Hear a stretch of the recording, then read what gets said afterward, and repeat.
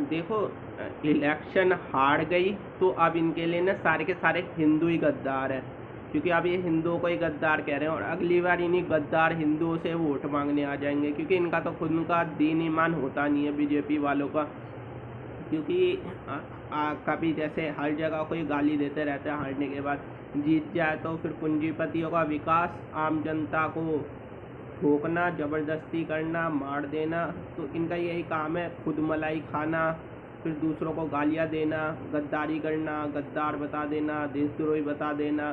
खुद जीत जाए तो भाई ये हम देश की जीत है, फिर किसी के लिए कुछ नहीं सुनना। अभी भी इनके अंदर इतना एटीट्यूड है, तो देख ही सकते हो। और कल साहब की फ़ोटो सबने देखी थी कि भाई एक दिन में 10-10 बार कपड़े बदलने वाला इंसान आज एक बार कोई कपड़े पहन के बैठा हुआ, वो भी हरा कपड़ा, खास पोपट वाला।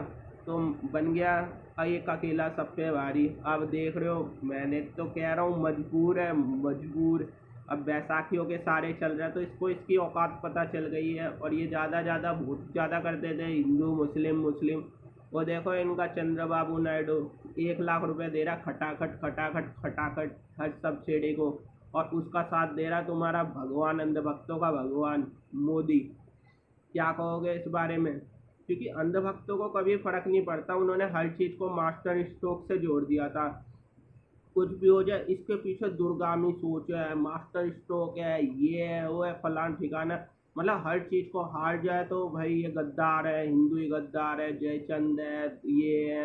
अब वो अयोध्या वालों को इतनी गाली दे रहे हैं जैसे कि वहाँ पे इतने घर तोड़े हैं ना, बता नहीं सकते। काशी में इतने घर तोड़ दिए थे इन्होंने कॉरिडोर बनाने के लिए, 300-300 साल पुराने मंदिर तोड़ दिए। वो कभी रिपोर्ट में आता नहीं, वो छोटे मोटे जो अ, जिनमें व्यूज़ भी नहीं आते यूट्यूब में, वो चैनल दिखा रहे थे आसपास में किसी का घर टूट गया, तो वीडियो डाल रहे थे, उनकी रीच भी घटा देते हैं, उनके वीडियो भी डिलीट करवा देते हैं ये बीजेपी वाले। तो ये तो एक नंबर की ऐसी कौम है, मतलब चंदा चोर, चंदा खा खा के गरीबों के घर तोड़ के उनको मुआवजा तक सरकारी ऑफिसों में चक्कर लगा रहे हैं आज तक, जिनके घर तोड़े हैं अयोध्या में हर जगह। तो उन वो इन्हें कुछ नहीं दिखाई देगा, इन्हें कहेंगे भाई मंदिर बन गया। भाई मस्जिद किसके उससे बन रही है, वो भी तो फिर उसी ने बनवाई है। अगर मंदिर बनवा दिया, जो मैं हमेशा कहता हूँ, तो एलजीबीटी कानून कौन लाया? क्योंकि ये खुद गए होंगे तभी ये वाला कानून लाए। तो जो भी इस काल में हुआ, सुप्रीम कोर्ट ने बनाए कानून, वो सब फिर तो उसी की मर्जी है। तो उस पे इनका कोई वो नहीं है। मतलब इनका नारा क्या था? तो इन्होंने किया क्या है हिंदुओं के लिए? एक काम बता दे जो इन्होंने हिंदुओं के लिए किया है। हिंदू सुरक्षित रहे, कुछ रहे, कुछ नहीं किया। मतलब हिंदुओं की नौकरी नहीं है, गरीबी से, गरीब है, बेरोजगार है, उसे तो भाई वो तो हर देश में यही होता है, महंगाई पे लोग वोट देते हैं। आप जहाँ पे डेमोक्रेसी है वहाँ पे हर जगह ऐसा ही सिस्टम है। कोई भी जनता चाहे टर्की में इलेक्शन हो जाए, वो भी महंगाई महंगाई को ही रोएंगे। तो हर जगह यही रहता है कि भाई जब वो वैसे ही भूखा मर जाएगा तो उसे क्या लेना देना। तो तुमने तो वैसे ही भूखा मार दिया, इतना पूंजीपतियों को दे रहे हो, गरीबों पे इतना टैक्स लगा रहे हो, हर जगह स्कैम कर रहे हो। जैसे आप बैंक में खाता खुलाते हो, आपके 4 अकाउंट है, तो चारों अकाउंट में आपका ऐसे ऐसे काटेंगे पैसा दुनिया भर का, जो पहले नहीं कटता था। एटीएम का चार्ज, पासबुक में, इंश्योरेंस कर देंगे 4 अकाउंट में, चारों के चारों में, और आपके पैसे काटेंगे, आपको पता भी नहीं चलेगा। कहेंगे 2 लाख का इंश्योरेंस हो रखा है, और मर गए तो आपको 2 लाख इंश्योरेंस सिर्फ एक अकाउंट से मिलेगा, कटेगा आपके जितने बैंक अकाउंट है सबसे पैसे काट लेंगे। तो ये तो इनके स्कैम चलते हैं जो कोई ध्यान भी नहीं देता, हर जगह इनका स्कैम है।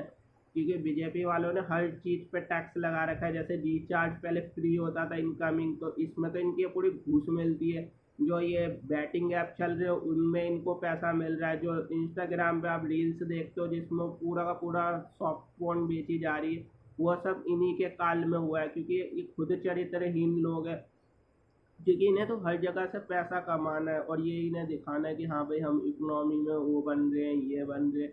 भाई आम जो जनता है उसके तो तुम गली में सीवर की समस्या होगी, वही नहीं तुम सुलझा पा रहे। इतनी गंदगी हो चुकी है, जितनी पहले गंदगी नहीं थी उससे 10 गुना ज़्यादा गंदगी आज दिखती है पिछले 10 सालों में। उसको तुमसे साफ हुआ नहीं।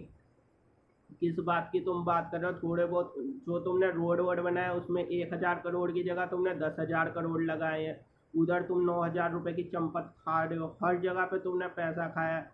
जो तुमने 155 लाख करोड़ का लोन लिया है ज़्यादा, उसमें तुम 155 लाख करोड़ में 10 लाख करोड़ का काम किया, बाकी तुम 145 या 140 लाख करोड़ तो तुम पैसा खा गए हो डायरेक्ट, अपने पूंजीपतियों को दे के, मित्रों को दे के।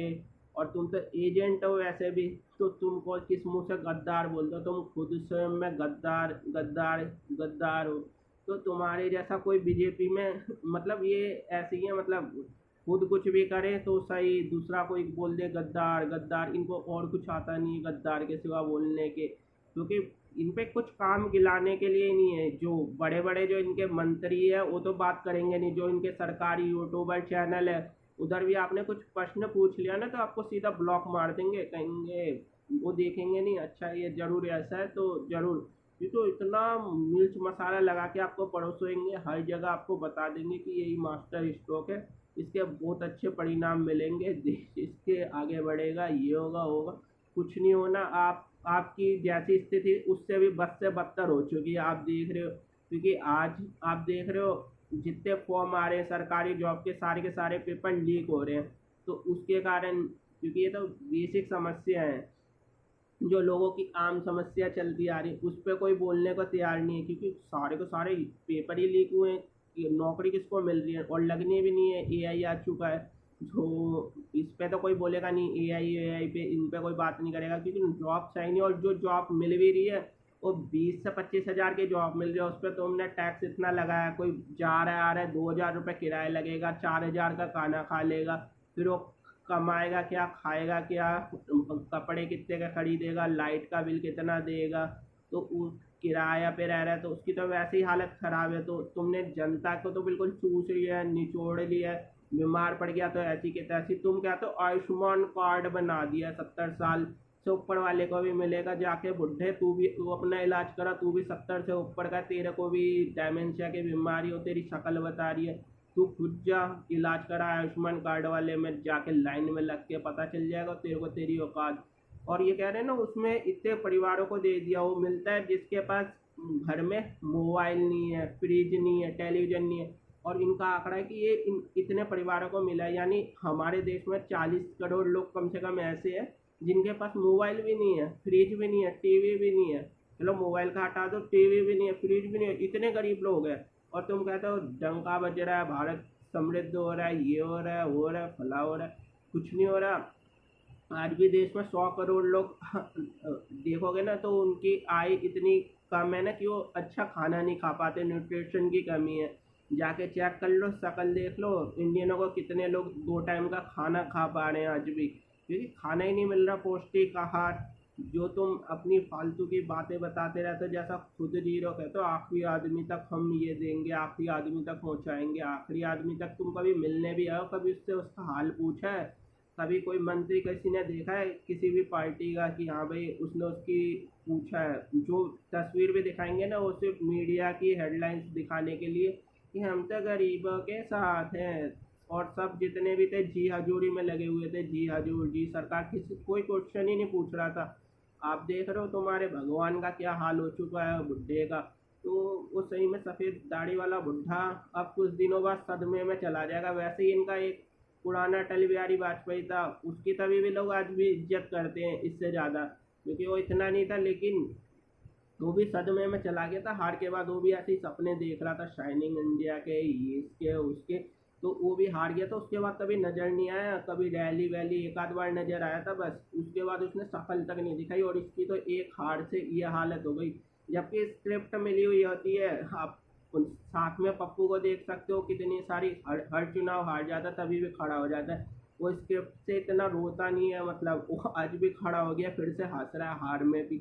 और ये मतलब इतनी सीटें लाने के बाद भी इसका चेहरा देख सकते हो, क्योंकि ये इसकी 100 सीटें आज के टाइम में जो इलेक्शन हो जाए ना तो इनकी 100 सीटें आ जाए, नाम बदल देना। क्योंकि इन्होंने जो भ्रम फैलाया था 400 400 400, लोगों ने इसलिए मीम बना दिए थे पीछे पिछवाड़ा नितंब में लगा के अब की बार 400 पार। तो वो इन पे सूट होगा अब की बार, क्योंकि जो मोदी मीडिया है उसने तो कोई कसर ही नहीं छोड़ी थी। इतना आज भी वो इतना मैनिपुलेट कर रहे हैं मोदी मीडिया, क्योंकि सारे चैनल, क्योंकि सब इन्हीं पूंजीपतियों के हैं। तो हर तरफ एक ही चीज़ दिखाते कि भाई इसके पीछे क्या कारण है, ये है वो है।